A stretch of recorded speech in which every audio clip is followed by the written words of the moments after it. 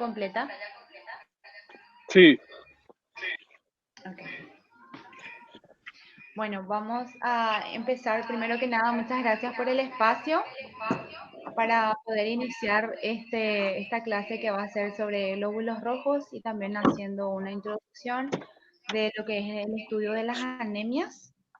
Iniciando nada más ya con nuestro lema, que nos encantó, realmente vimos en una literatura que nos quedamos muy encantados con las colegas, de que la hematología es el hemograma. Y realmente lo es. Y queremos siempre enfocarnos y enfatizarnos en eso. Y nada, empecemos. Bueno, haciendo un poquito de comentarios sobre ciertas literaturas, dando justamente, resaltando la importancia del estudio de la morfología de los glóbulos rojos en este caso. Queremos conocer de la hematología en la práctica para poder definir la morfología eritrocitaria anormal y las patologías que causan dicha morfología.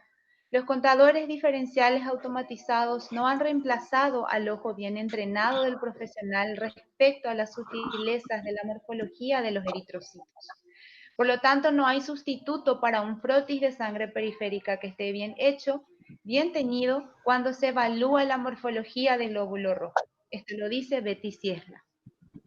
Continuando un poco más de misceláneas.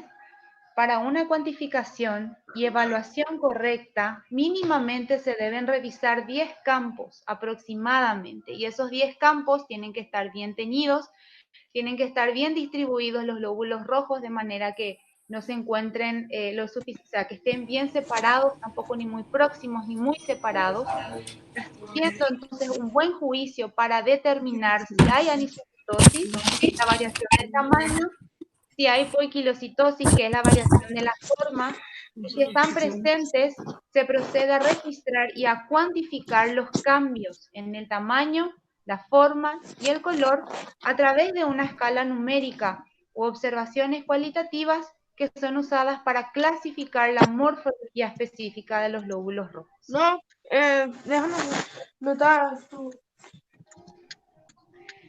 Dos preguntas que nos debemos hacer a la hora de observar un frotis de sangre periférica y evaluar a los glóbulos rojos. Primero que nada, ¿esta morfología anormal está en todos los campos? ¿Y esta morfología anormal es artificial? ¿Es debida a un artefacto o es patológico? Son dos preguntas muy importantes que debemos hacernos a la hora de evaluar la serie roja. Por lo tanto, es incuestionable la superioridad técnica de los actuales contadores hematológicos en la definición del número de eritrocitos, de la hemoglobina, hematocrito e índices hematimétricos. Sin embargo, incluso la más completa automatización capaz de definir los índices hematimétricos en forma directa o ya sea indirecta, no son hábiles para evaluar la forma de los eritrocitos, las inclusiones que pueden presentar, los eritroblastos displásicos circulantes, la policromasia e hipocromía.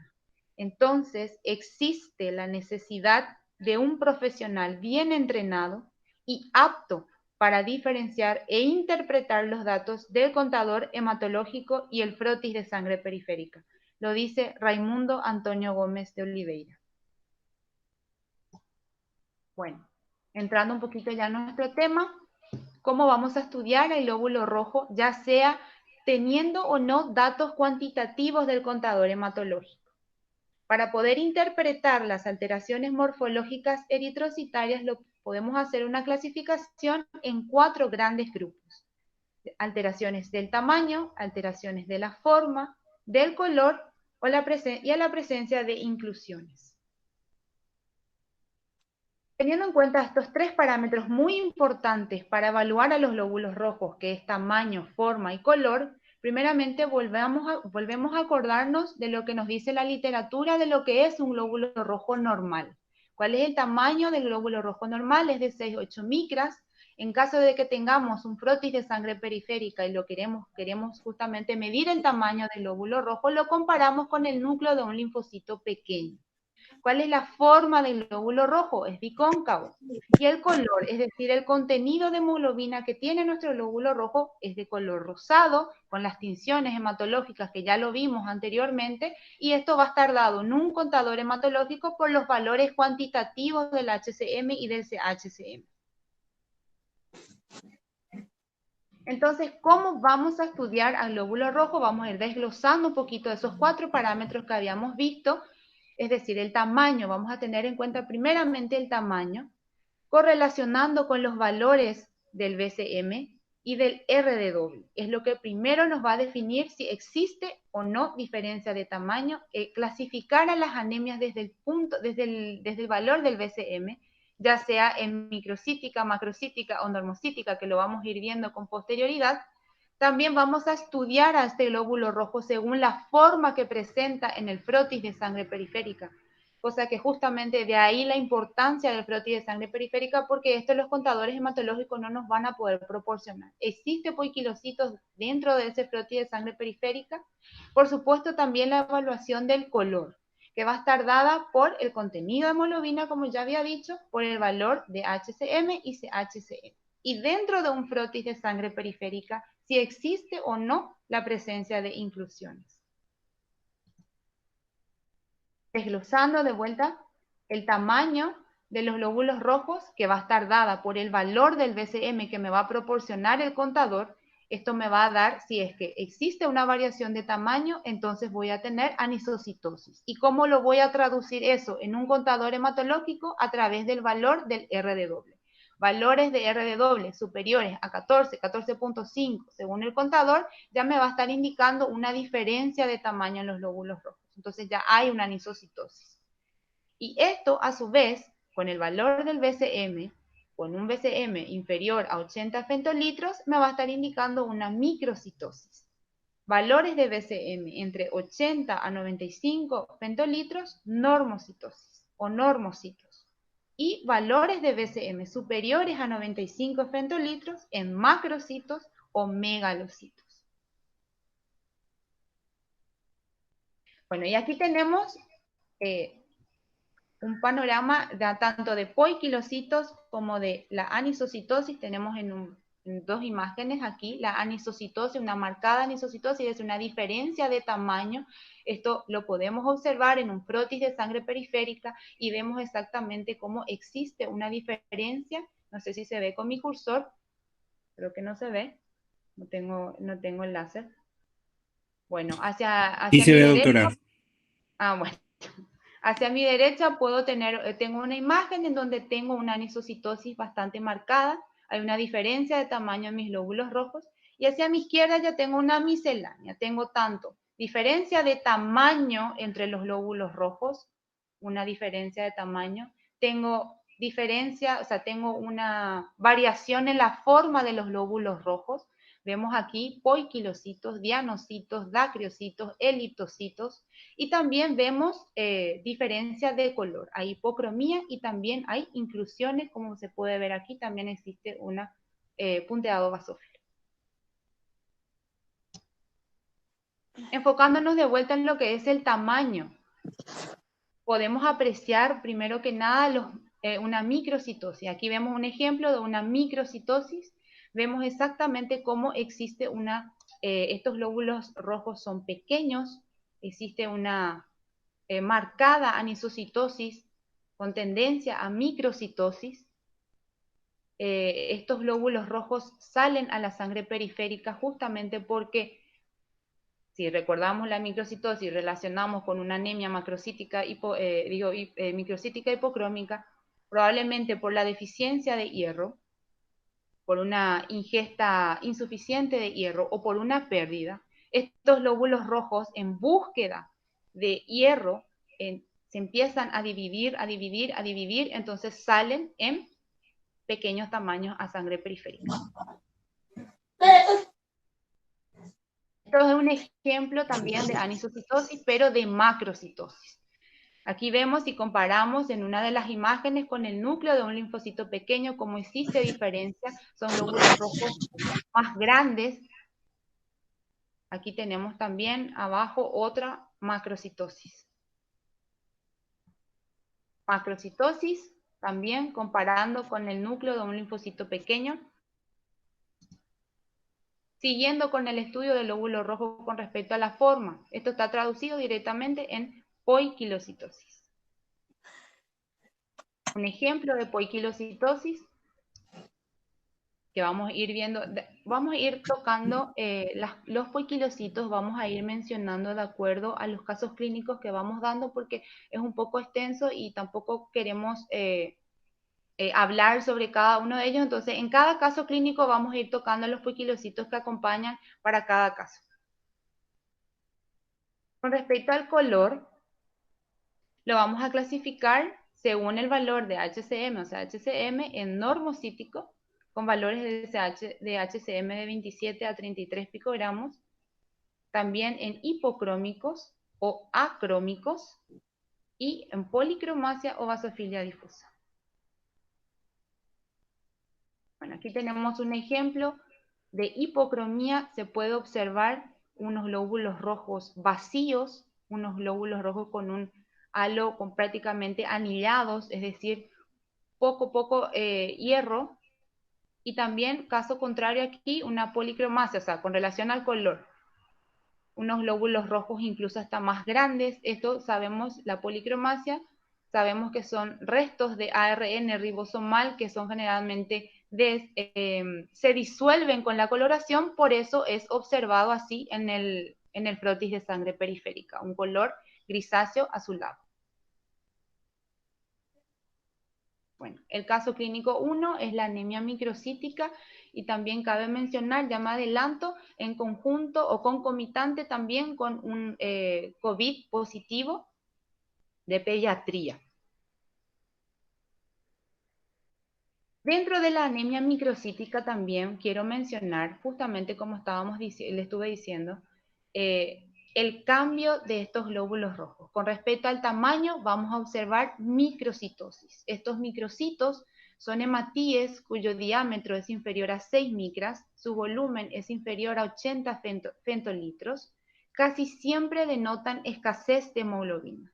Presentan un halo claro central aumentado, con transición suave a la zona periférica de mayor densidad hemoglobínica. Son muy típicos en las anemias ferropénicas, pero es una característica hematológica común a diversos estados patológicos, como por ejemplo la alfa-talasemia, el estado heterocigótico de la beta-talasemia y otras hemoglobinopatías, como la hemoglobina C, hemoglobina E, o ciertos estados inflamatorios o la anemia de enfermedades crónicas, como también lo conocemos. Puede también cursar con un contenido hemoglobínico normal. Así, por ejemplo, en el déficit de la piruvatoquinasa, la pérdida de ATP conduce a una pérdida de potasio y agua que condiciona la microcitosis.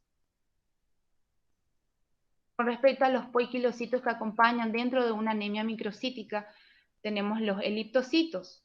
Estos eliptocitos son alargados u ovales, ovalocitos, y presentan un diámetro longitudinal superior al transversal, por lo que adquieren la forma de puro habano u ovoide. Su presencia puede ser debida a una alteración congénita de la membrana eritrocitaria, que es lo que conocemos como la eritrocitosis congénita, aunque también se observa de forma adquirida en el curso de la anemia megaloblástica, ferropénica o arregenerativa, como la mielofibrosis medular. En la piropoiquilocitosis hereditaria, los eliptocitos son solo uno de los muchos tipos de poiquilocitos presentes. Continuando con los poiquilocitos presentes en una anemia microcítica, tenemos también los dianocitos. Estos son eritrocitos que poseen un exceso de superficie, por lo que aparece en su región central un área con mayor contenido hemoglobínico, una zona densa que se sitúa en el centro del área clara normal. Frecuentemente son observados en ciertas hemoglobinopatías, tales como la talasemia, la hemoglobina C o en la anemia ferropénica y en ciertas hepatopatías crónicas, con aumento del contenido en colesterol y fosfolípidos de la membrana eritrocitaria. Otro poiquilocito también presente dentro de la anemia microcítica hipocrómica son eritrocitos, los equinocitos. Son eritrocitos cuya superficie se halla repleta de prominencias cortas, tienen una base de implantación ancha y están distribuidos regularmente. Se lo conoce también como eritrocitos espiculados o crenados. Es un fenómeno que aparece espontáneamente en sangre conservada debido a un descenso del ATP intraeritrocital. El primer poiquilocito que generalmente suele aparecer cuando ya se trata de una sangre vieja, aunque puede observarse en el curso de ciertas eritroenzimopatías de la glucólisis, como por ejemplo déficit de piruvato quinasa, o en ciertas enfermedades no hematológicas, como por ejemplo la insuficiencia renal. Se observa equinocitosis marcada en los lactantes prematuros tras la transfusión de recambio o la transfusión de hematíes normales. Otro poiquilocito también presente son los acantocitos. Estos poiquilocitos son esferoidales, presentan prominencias superficiales alargadas que casi siempre están distribuidas de manera irregular. Su base de implantación es estrecha y estas se diferencian del equinocito porque en el equinocito generalmente, los acantocitos poseen menos proyecciones y las proyecciones de los acantocitos son más asimétricas y tienen también mayor variación en el tamaño. Además, pierden la palidez central del eritrocito afectado. Característicamente aparecen en un tipo de enfermedad congénita denominada acantocitosis, en la que existe ausencia de lipoproteínas plasmáticas.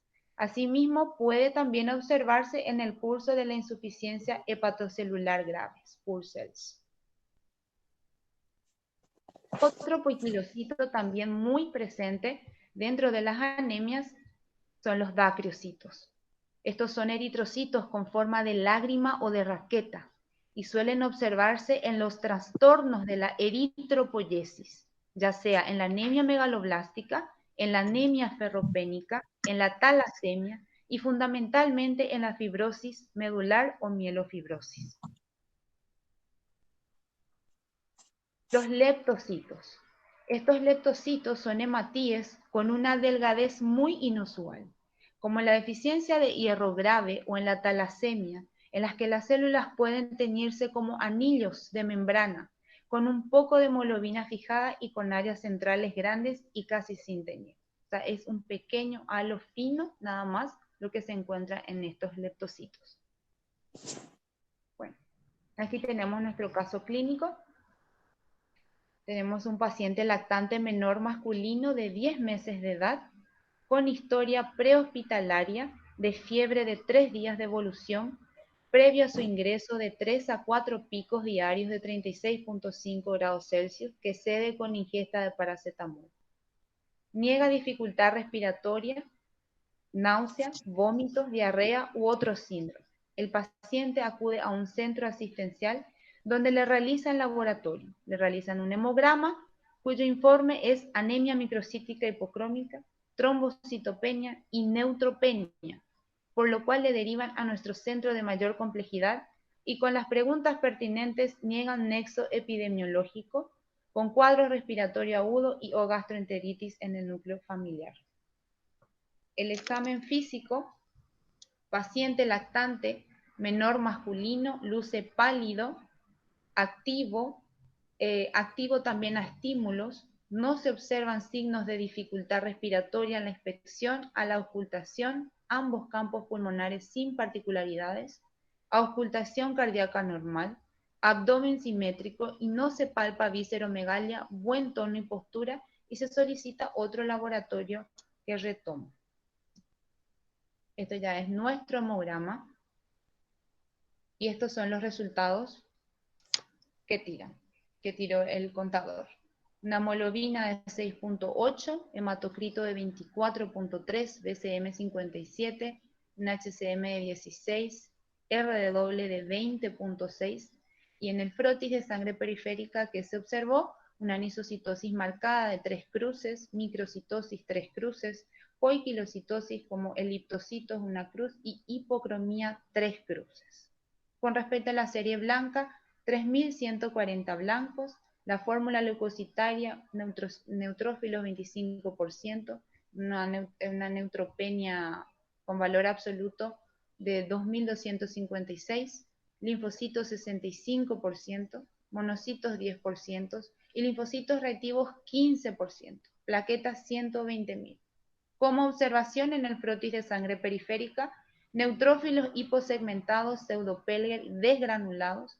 Con estos resultados se atribuye un probable cuadro viral y se solicita screening de serología viral al paciente. Por otro lado, el paciente a su ingreso presenta un cuadro febril agudo sin foco, motivo por el cual se hace un hemocultivo y cultivo de orina.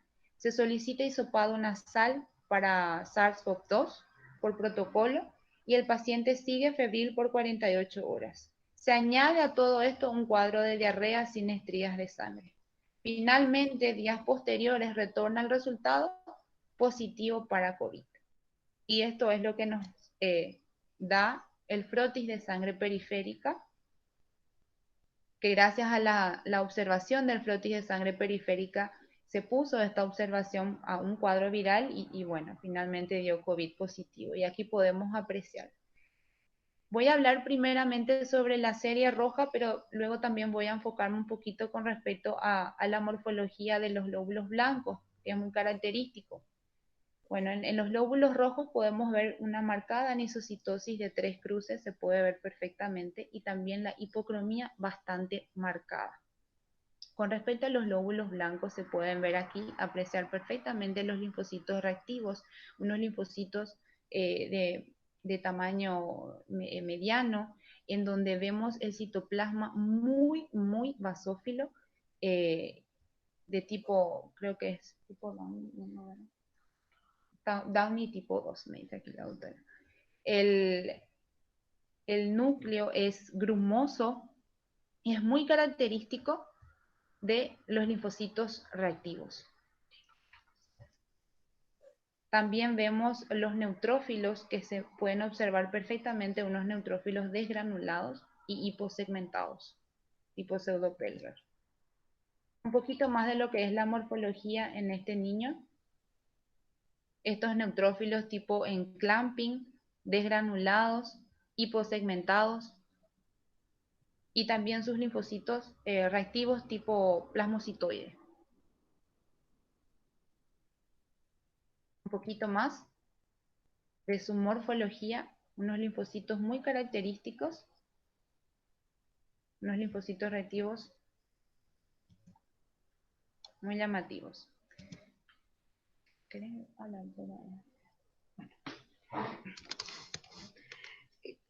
Bueno, yo soy la doctora Loida. Acá nomás quiero acotar hasta dónde llegó la doctora en algunas cosas. Sobre este caso clínico, lo más importante que rescatar acá es que es una anemia ferropriva. Entonces la importancia de los poiquilocitos que acompañan a este tipo de anemia están dentro de las anemias microcíticas. ¿Cuáles son las anemias microcíticas? Tenemos la anemia ferropriva, la anemia crónica. La anemia ferropriva es la más frecuente en nuestro país en niños, en adultos jóvenes, en mujeres de edad fértil, pero ya terminando, premenopáusica y la última etapa de la vida. Y eso exactamente así es en nuestro país. En este caso es un niño. Ya la doctora explicó todo. ¿Qué quiero acotar acá? Que acá no solo vemos una anemia ferropriva, sino también una infección viral. O sea, todo lo que se puede aportar y quitar de un hemograma, tanto de la anemia ferropriva, hablamos de los poiquilocitos, que son diferentes formas, y cuáles son esos poiquilocitos que acompañan a una anemia microcítica por deficiencia de hierro. El primer poiquilocito que aparece son los eliptocitos, los dacriocitos, luego van a ir apareciendo dianocitos, equinocitos, acantocitos, cuando tenemos ya una deficiencia de hierro severa, cuando esos depósitos ya están vacíos. Acá también dentro del cuadro clínico supimos que su perfil de hierro estaba bastante alterado. Entonces con eso se confirma también que es una deficiencia de hierro y los poiquilocitos que le acompañan también.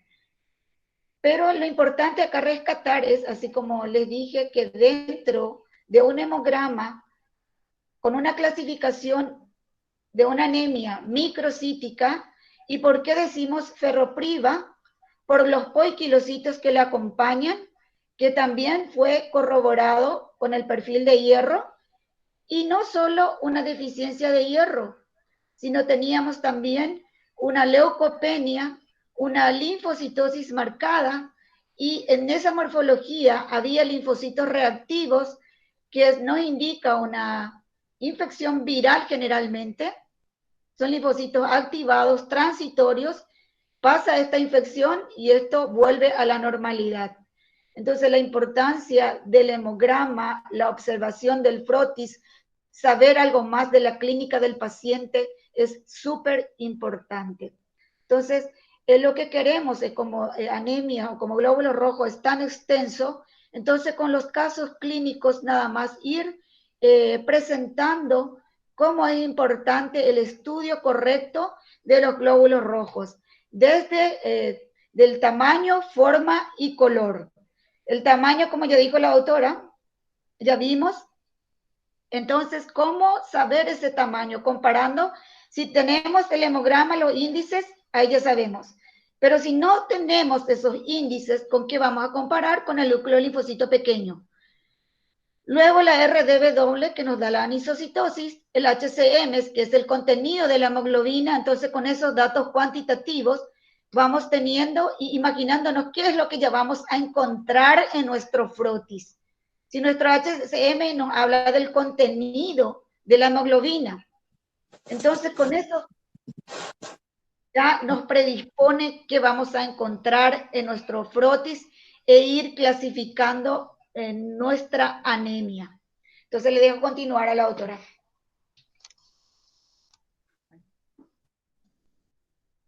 El segundo caso es una anemia megaloblástica. Hablando un poco de la historia clínica del paciente, es un paciente masculino de 36 años de edad que consulta por astenia, pérdida de apetito, adelgazamiento, sin palidez ni actividad purpúrica, sin organomegalia, sin edemas ni adenopatías. Como antecedente era un paciente que no fumaba, no bebía alcohol, tampoco era diabético, no asmático, no cardiópata, ni hipertenso. Y desde el punto de vista laboratorial, lo que tenía era una leucopenia, una trombocitopenia y un LDH bastante elevado, 2945. Este paciente llegó con una sospecha de una leucemia tipo M6, tipo 6, entonces fue por eso que llegó a nuestro servicio. Creo que ya se le estaba haciendo el estudio de la biopsia de médula ósea y todo lo más, pero ya llegó a nuestro servicio con esa sospecha.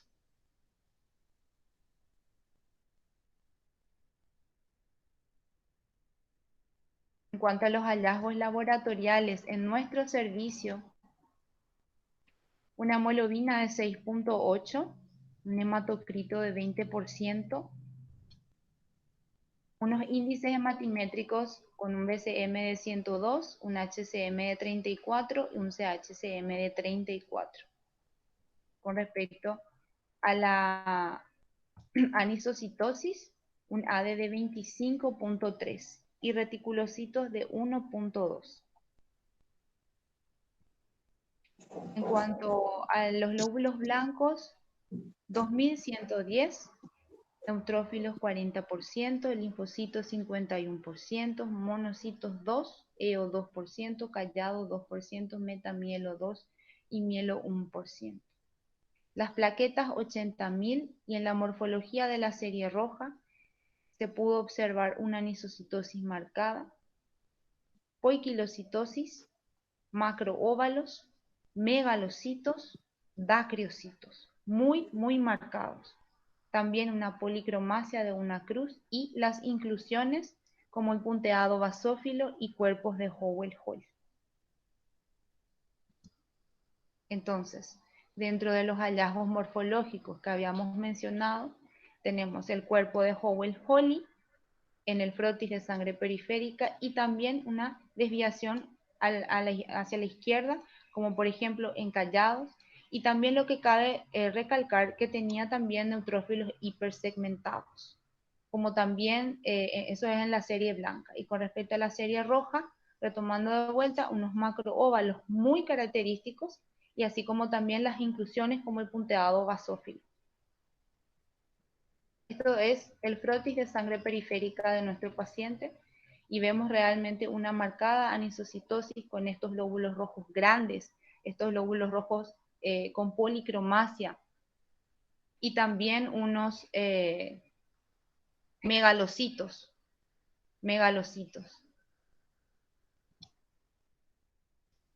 Un poco más de lo mismo, de su frotis de sangre periférica, unos lóbulos rojos muy grandes con policromacia, entonces muy característico dentro de la anemia megaloblástica. Y si vemos aquí en una de las imágenes, comparamos con el núcleo del linfocito pequeño, se puede observar perfectamente la diferencia de tamaño, que es muy marcada.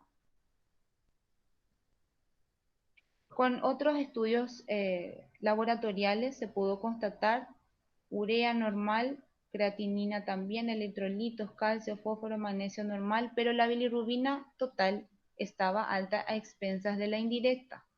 Y finalmente, por observación dentro del frotis, dentro del hemograma, se solicitó el dosaje de vitamina B12, manejando la morfología y los valores de los índices hematimétricos. Se solicitó el dosaje de vitamina B12 y se pudo constatar un valor inferior a 83 y fíjense el valor de referencia de 187 a 883. Y también del ácido fólico de 19.3. Aquí entonces queda constatado de que evidentemente la deficiencia estaba en la vitamina B12 o cobalamina que conocemos. Entonces, es muy importante tener en cuenta la clínica del paciente y por ende qué es lo que el hemograma nos dice. Tuvimos anemia, tuvimos una leucopenia, una trombocitopenia y por supuesto con la morfología del frotis de sangre periférica se pudo constatar estos macroovalocitos y los megalocitos y finalmente con otros estudios laboratoriales tener en cuenta también el valor de la LDH y la vitamina B12 que está elevado dentro de la LDH está elevado dentro de la anemia megaloblástica, son realmente índices o características muy llamativas que realmente tenemos que tener en cuenta a la hora de finalmente que el médico pueda sellar el diagnóstico. Aquí la doctora Leia quiere hablar. Bueno, este paciente ya vino con el diagnóstico de una LM6 de otro centro, pero realmente haciendo un poco una comparación, ¿qué dice la leucemia M6? De 2 a 5% es en la estadística.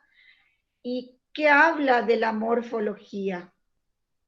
Es una pancitopenia generalmente. Y tenemos dos formas según la FAB. Y tenemos la M6A y B. La eritroleucemia y la eritroblástica pura. Dentro de la eritroleucemia es más frecuente otra vez que la eritroblástica pura, donde tenemos un porcentaje de 20% de blastos mieloides y 50% de eritroblástica. ¿Y cómo eso se va a traducir en la periferia? Generalmente con pancitopenia, pero generalmente hay blastos mieloides, como puede ser que no haya también ni blastos eritroides, pero en la serie roja suele haber más eritroblastos circulando.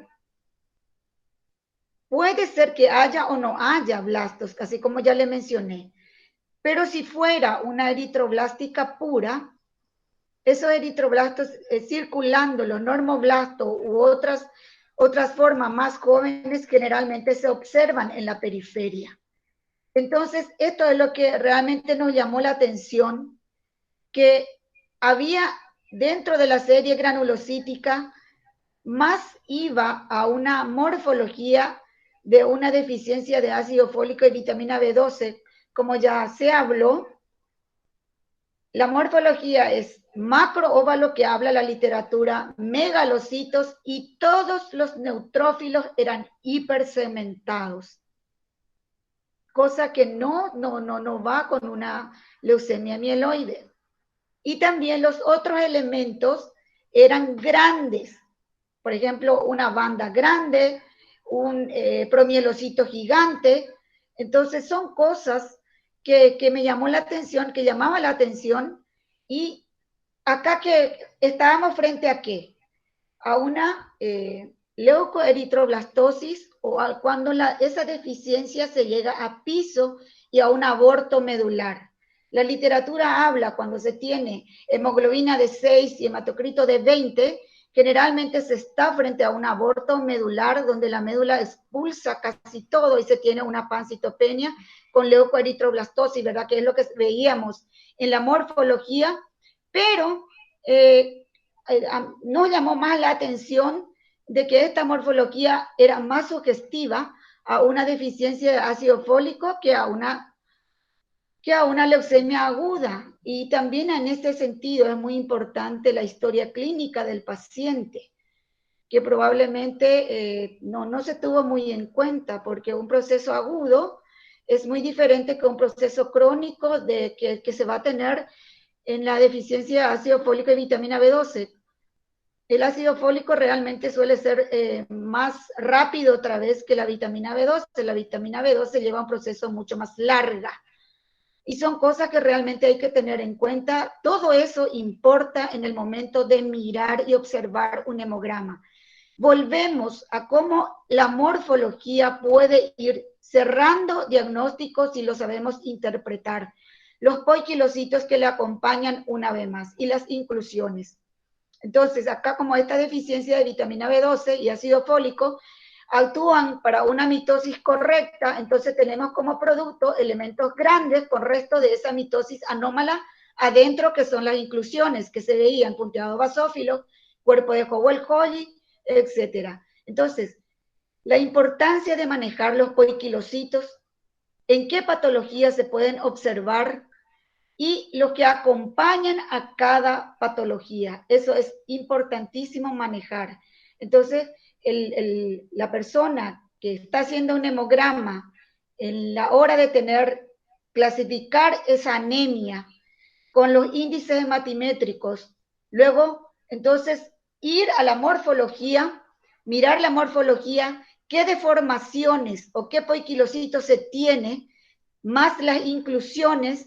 Entonces, con eso, más la clínica, se van cerrando el diagnóstico, y acá se dan cuenta cómo realmente marca la diferencia entre una patología aguda y una deficiencia como la leucemia mieloide aguda, eritroblástica aguda, o una deficiencia de ácido fólico, vitamina B12. Le dejo continuar. Bueno. Y como conclusión, entonces, diagnóstico compatible con una anemia megaloblástica por deficiencia de vitamina B12. Ahora le cedo a la doctora Rocío.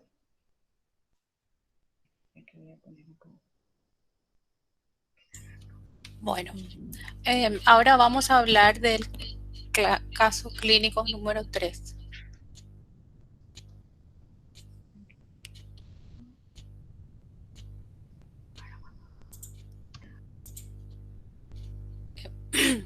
Una eferocitosis.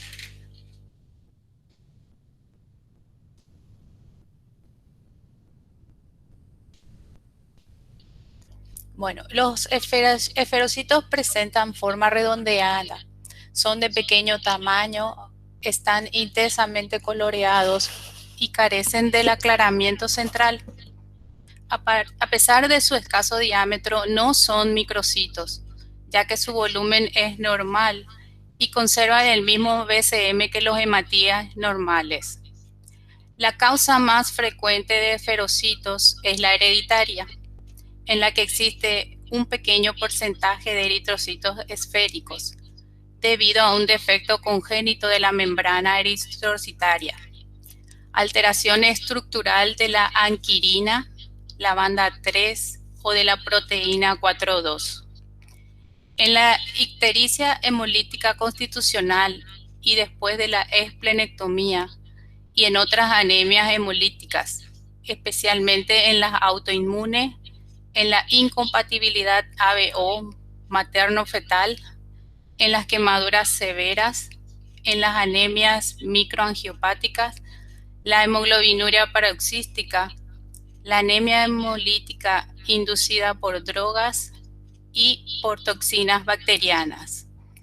En la eliptocitosis hereditarias, en algunas hemoglobinopatías y hemoglobinas inestables, y en la crisis hemolítica del déficit de glucosa 6-fosfato deshidrogenasa.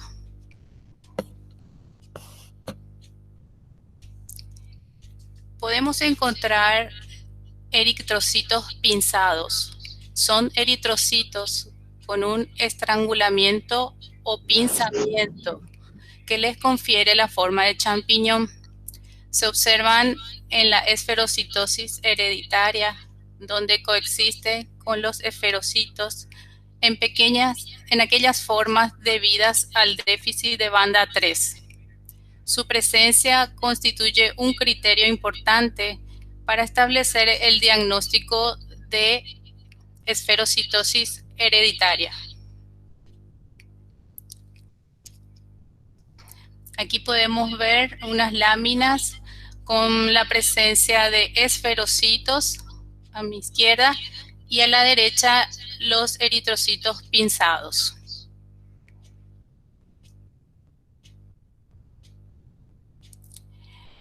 Caso clínico. Paciente masculino de 17 años, no conocido portador de patología de base, no conocido alérgico a medicamentos. Como antecedente, madre del paciente refiere cirugía de hernia inguinal en la infancia. Para dicha cirugía recibió 4 volúmenes de sangre por anemia. Su hermana, según nos refiere, es también anémica y se realizó una esplenectomía hace 5 años. No sabe precisar cuál fue su diagnóstico.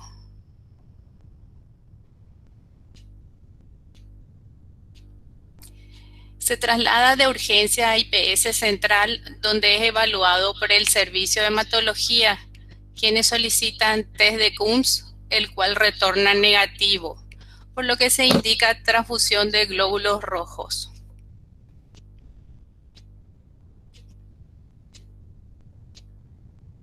Los hallazgos laboratoriales son signos vitales al ingreso, presión 90-50, frecuencia cardíaca 122, saturación de 92. En el hemograma se encuentra hemoglobina 2,9, hematocrito 7,2, glóbulos blancos 3.500, con una fórmula de neutro 83, linfo 14, mono 1 y 2 EOS. Plaquetas de 146.000, un BCM de 83.7, un HCM de 33,7 y CHCM de 40.2.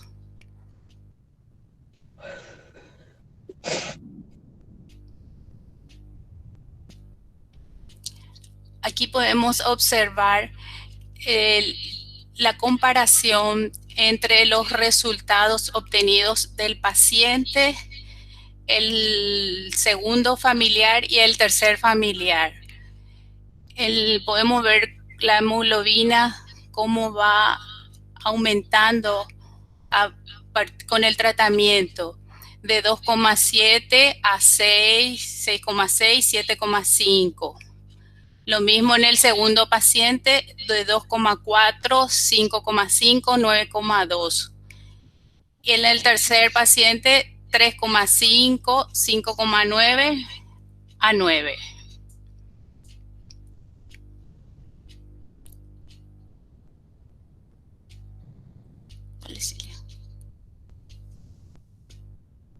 Los retis 1,2, 0,4, 4, 13.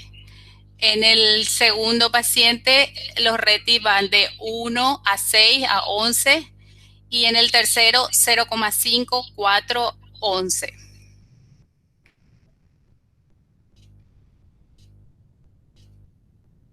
El informe de la PAMO dice serie mieloide disminuida en todos los estadios madurativos con cambios megaloblásticos, discreto aumento de monocitos. La serie linfoide, aumento relativo de la morfología normal, algunos de aspecto activado. Serie roja, marcadamente disminuida con cambios megaloblásticos. Se observan proeritroblastos con inclusiones en ojos de búho. En conclusión, médula ósea compatible con cambios megaloblásticos. Llama la atención aplasia de la serie roja y proeritroblasto con inclusiones. Descartar infección por parvovirus. Entonces se hace un pedido de PCR para parvovirus, el cual dio positivo.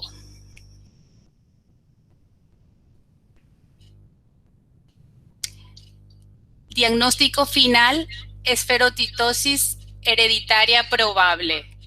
Crisis aplástica por parvovirus B19. Gastroenteritis aguda resuelta.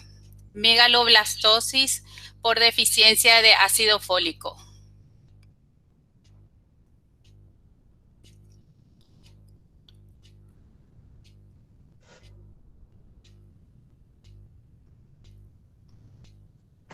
Hola.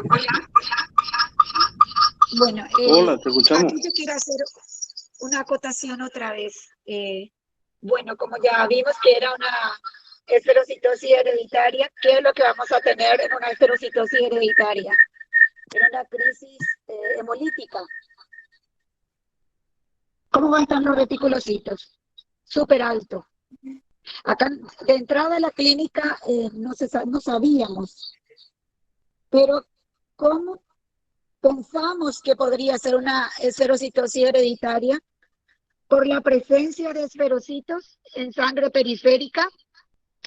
Pero, ¿quién no iba con una esferocitosis hereditaria con crisis hemolítica intensa? Los reticulocitos que estaban súper bajos. Entonces estaba con una prácticamente aplasia. Entonces allí pensamos que podría ser por una infección a parvovirus.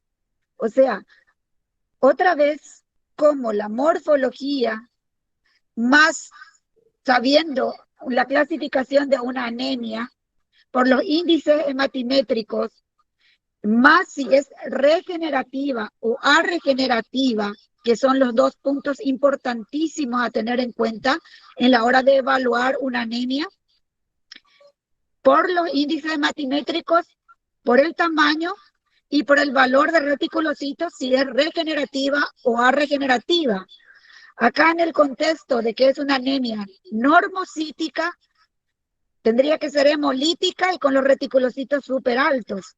Sin embargo, acá tenemos reticulocitos bajísimos. Y después, cuando iba pasando esa infección aguda del parvovirus, cómo se iba aumentando los reticulocitos y también la hemoglobina. Porque el virus, evidentemente, a ellos les gusta replicarse en el proeritroblasto. Entonces hay una crisis aplásica, no se produce más glóbulos rojos. Entonces tenemos esa anemia severa, una caída muy rápida y, por supuesto, arregenerativa durante la infección aguda. Pasa esta infección aguda y la médula se va reponiendo otra vez. Entonces, súper interesante cómo un hemograma bien hecho, bien interpretado, puede llevar a un diagnóstico correcto. Entonces, le cedo otra vez la palabra a la doctora Rocío. Ok. Acá en el informe del hemograma podemos ver al inicio como la presencia de esferocitos 3 cruces y sus reticulocitos 1,2. Después, más adelante con el tratamiento, se puede ver que los esferocitos van disminuyendo, los reticulocitos también. Y los hallazgos morfológicos, aquí se pueden ver la presencia de los esferocitos, también se puede ver los macrocitos debido a la anemia megaloblástica. Luego, acá se pueden ver 2 esferocitos. En la lámina de la derecha también la presencia de esferocitos.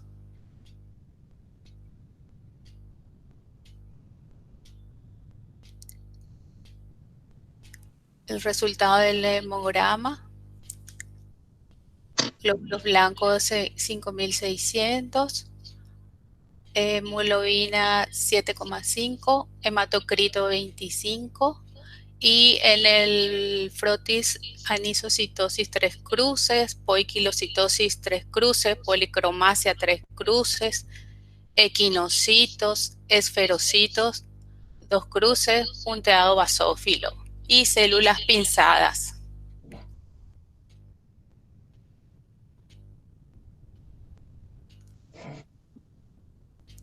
El frotis podemos ver la intensa policromasia, la presencia de los esferocitos, las células pinzadas.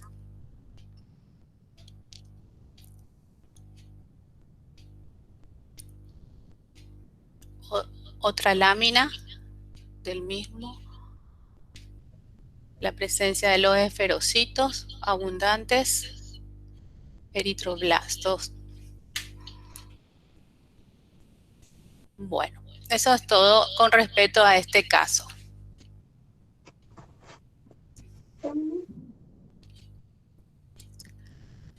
Ahora el caso clínico 4 es una púrpura trombótica trombocitopénica, una PTT.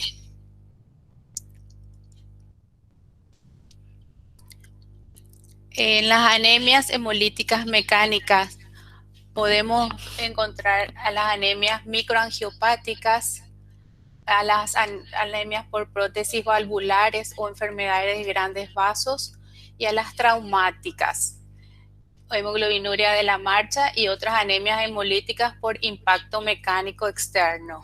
Entre las anemias microangiopáticas encontramos el síndrome urémico hemolítico y la PTT, que es lo que vamos a ver ahora en este caso. Los esquistocitos corresponden a eritrocitos rotos o fragmentados. En general pueden presentar formas muy diversas, aunque predominan las triangulares o las que adquieren el aspecto de un casco de guerrero. Los esquistocitos suelen observarse en el curso de anemias hemolíticas de origen mecánico, microangiopáticas o debidas a prótesis valvulares, como resultado de una lesión térmica directa en las quemaduras graves, donde son a menudo redondeados, pudiendo ser microesferocitos o fragmentos muy pequeños en forma de disco.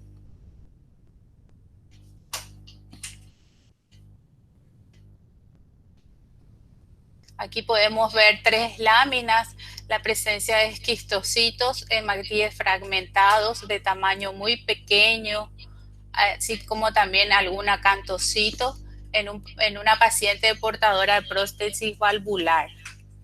Otra en una anemia hemolítica microangiopática muestra numerosos fragmentos de hematíes de formas raras. La identificación precoz de la PTT es decisiva, ya que permite un tratamiento rápido y eficaz y evita la evolución fatal de los enfermos.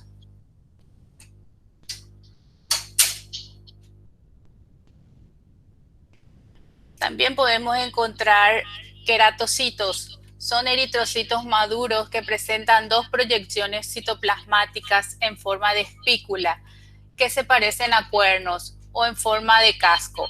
Ocasionalmente pueden tener una sola proyección, llamadas también células ensacabocado en casco o bead cell. Se presentan cuando los eritrocitos han sufrido algún trauma o cuando se presentan reacciones antígeno-anticuerpo por la acción del vaso sobre los cuerpos de Heinz. En la uremia, en pacientes con enfermedad renal crónica, en pacientes con valvulopatías, en pacientes con neoplasias, con compromiso de la médula ósea, en pacientes con anemia hemolítica, especialmente la anemia hemolítica microangiopática, y en las enzimopatías, como la deficiencia de la piruvato quinasa.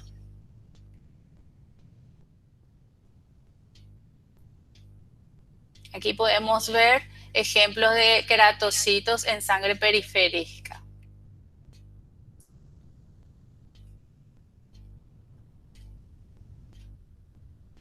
Bueno, al ingreso por recaída podemos observar en el hemograma glóbulos blancos de 7420 con una fórmula de neutrófilos 56, linfocitos 35, monocitos 4, callados 4 y un metamielocito. Los glóbulos rojos de 3.460.000, 9,5 de hemoglobina con hematocrito de 27.7, BCM 80, CHCM 34, HCM 27 y RDW de 17. Plaquetas inferior a 10.000 con reticulocitos de 3.4 y hemoglobina reticular de 30. Post-tratamiento tiene unos glóbulos blancos de 21.520, fórmula neutro 58, linfo 32, mono 1, callado 6 y 3 meta. Glóbulos rojos 3.300.000, hemoglobina 9.1, hematocrito 27, BCM 82, CHCM 33.5, HCM 27 y RDW de 18. En este caso las plaquetas subieron a 54.000 y los reticulocitos y la hemoglobina reticular permanecieron igual.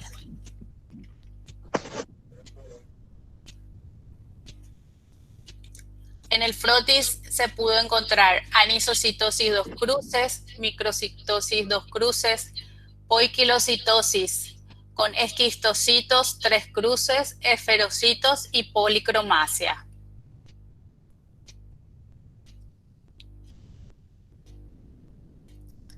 Los hallazgos morfológicos fueron estos. Se puede ver sobre todo la presencia de esquistocitos de forma triangular, que son los más comunes. También está en forma de casco.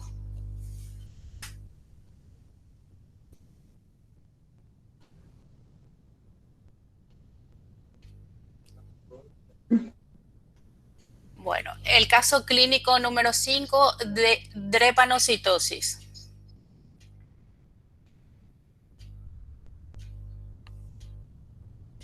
Los drepanocitos se denominan también eritrocitos falciformes por su forma característica, ya que debido a un proceso de polimerización hemoglobínica se alargan y adquieren forma de hoz o media luna.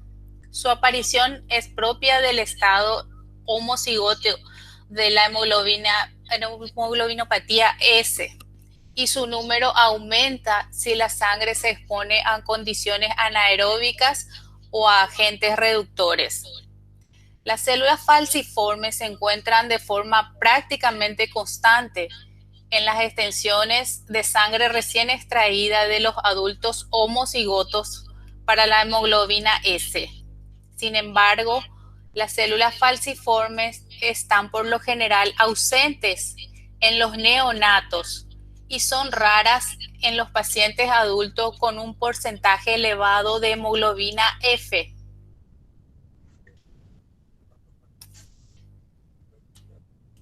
También podemos encontrar otra poiquilocitosis que la acompaña, que es los excentrocitos. Son eritrocitos usualmente más pequeños que el normal, con distribución irregular de la hemoglobina, en donde ésta se dispone como si estuviese despegada de la parte interna de la membrana y concentrada en uno de los extremos, llamada también célula hemifantasma o hemighost cell. Expresa un daño oxidativo del eritrocito que induce el entrecruzamiento de las proteínas de la membrana. Aquí podemos ver drepanocito en un paciente con anemia falciforme a la izquierda, y a la derecha la presencia de excentrocitos y pignocitos en un paciente con fabismo y crisis de anemia hemolítica intravascular.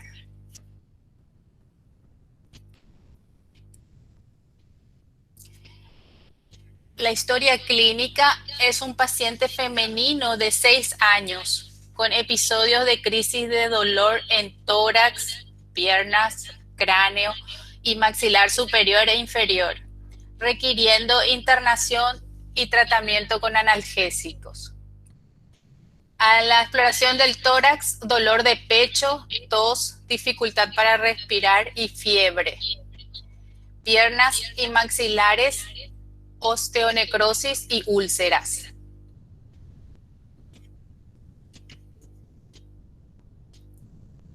Hallazgos laboratoriales: glóbulos blancos 16.150 con una fórmula de neutro 50, linfo 40, mono 5, EO3 y neutrófilo encallados 2.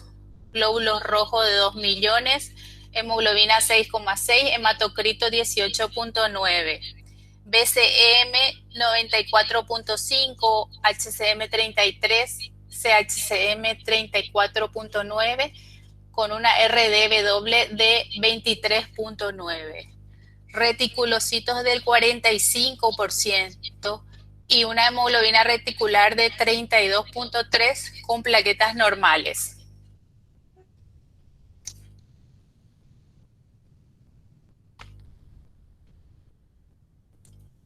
Los hallazgos morfológicos: en la observación del frotis encontramos anisocitosis 2 cruces, macrocitosis 1 cruz, policromasia 3 cruces, hipocromía 2 cruces, poiquilocitosis con la presencia de drepanocitos 3 cruces, esferocitos, dianocitos 1 cruz, cuerpo de Howell-Jolly, cuerpo de Pappenheimer y acromía.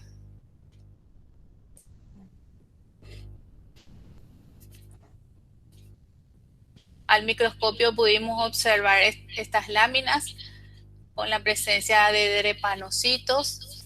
En el de la izquierda podemos ver la presencia de un eritroblasto.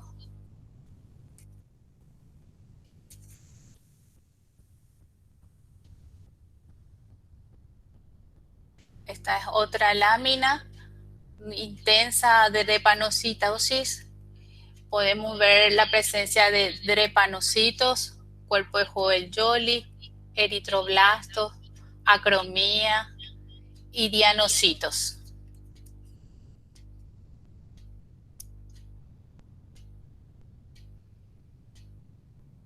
Los datos relevantes del caso: actualmente la paciente presenta una transfusión recurrente, por lo que la ferritina siempre se encuentra en aumento.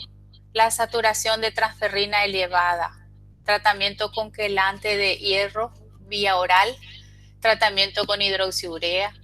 Infecciones recurrentes. Deformaciones óseas. Problemas de crecimiento. Crisis hemolítica y dolor más frecuente que antes.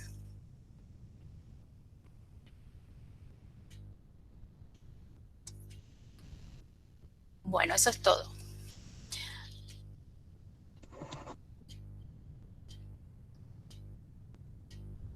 Muchas gracias. Si alguien tiene alguna pregunta o si la doctora Loida quiere acotar algo. Sí, Con respecto a los dos casos clínicos que mencionaste, Rocío, sobre la PTT, ¿cuál es la diferencia, por ejemplo, en todas estas patologías que se mencionan donde aparecen los esquistocitos?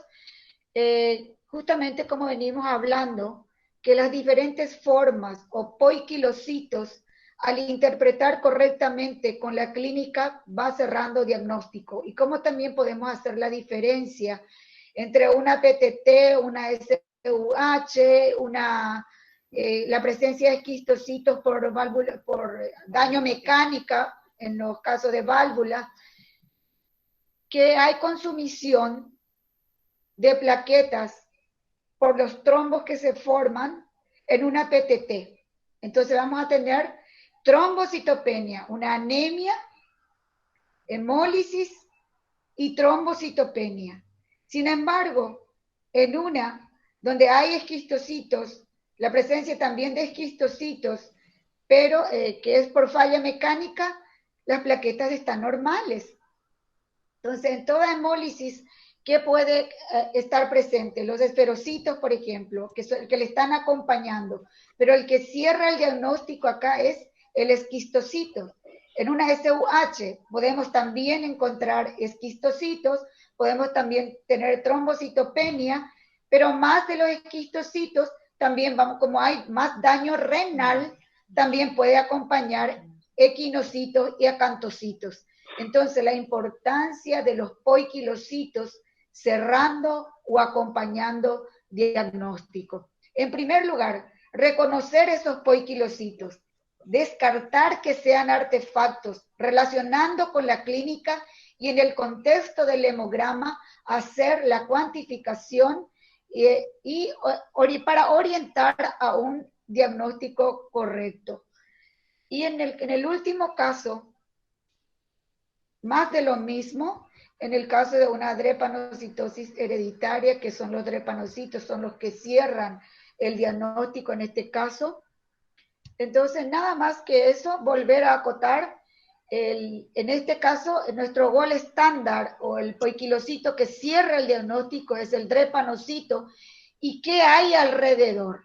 Los poiquilocitos que le acompañan, los dianocitos, como es una hemólisis también pueden estar presentes, los esferocitos, y como con una crisis hemolítica cada vez más intensa, esa médula se agota y generalmente también hay deficiencia de ácido fólico y o vitamina B12, entonces esa nuestra BCM, tanto por la hemólisis como por la deficiencia de esta vitamina B12, podemos ir hacia una macrocitosis y encontrar, por ejemplo, también las inclusiones como cuerpo de Howell-Holly, punteado basófilo, y todo eso. Entonces, todo eso en el contexto, interpretando correctamente e informando correctamente cómo puede ayudar al médico, cómo está ese paciente.